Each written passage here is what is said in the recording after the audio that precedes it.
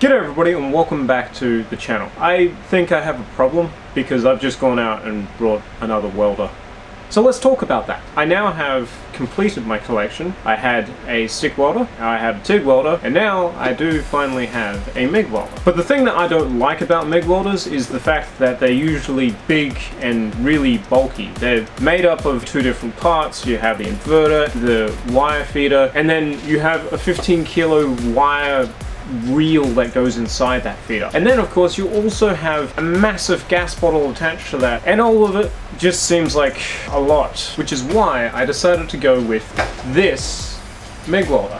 The Unimig Viper Synergic 120. So we'll start off with the basics. Off a 10 amp plug, which means that you can plug it into any power outlet. The thing weighs between 5 and 6 kilograms. And then of course you also have your spool, which it runs these tiny little 1 kilogram spools. And they range in size between 0.6 millimeters in diameter and 0.9 millimeters in diameter. Amp range ranges between 40 and 120 amps. However, its downfall is its duty cycle, which is only 10% at 120 amps, which means that you can get about 1 minute of weld time at 120 amps within a space of about 10 minutes. It isn't very much. As far as usability and ease of setup, this thing is as simple as it comes. You pop open the top and switch out your wheel by undoing this wing nut. You only have one roller feeder. You simply undo the latch system and then disengage your bearing, and then this nut here comes on loose to swap over your feeder. Still have all of your wire tensioning. The machine itself comes with a 1 kilo spool of gasless MIG wire. At the front of the machine you have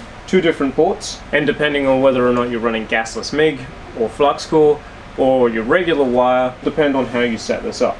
If you're running gasless MIG, you have your ground set to positive. If you're running regular MIG, then you have your ground negative. So the next thing to do is to decide on whether or not you actually want to run gas. Personally, I do. And I know that I said that I wanted to use this as a portable welder.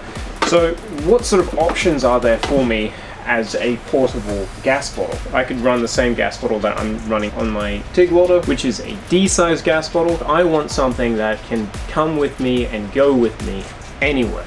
And that's where a C-size gas bottle comes in handy. A C-size gas bottle weighs about, I think it's about 6 to 7 kilos. So it is adding basically another welder on top of it. But if you're looking at portability, it is definitely a good option. Your voltage selection is actually also very simple, completely down to just a singular knob. And then there's a button at the top here to select wire size. And supposedly this changes all of your wire feed settings because there's no other way of adjusting your wire speed. Everything is super simplified. But that doesn't necessarily mean that's a good thing, because if you're not used to welding to other people's settings, you might find that you will have to learn to do that, because there's no personalization when it comes to the settings inside this little machine. Now here's the kicker. How much did this tiny little welder cost? Well, not including the gas bottle or the regulator, $300. To get started in MIG welding is not a high price to pay, for sure. So if you want to learn on a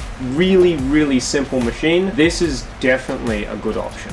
Super cheap, very portable, but also very intuitive and easy to learn. Definitely with this, there are some major disadvantages. To get some decent welds out of this, you do have to take it pretty high, which means that that duty cycle is definitely going to kick in. And that is a bigger problem as well, is that it has such a low duty cycle. If you're doing something like car body work and you only need to weld like 0.9 millimeter thick material, this might be a perfectly applicable option for you.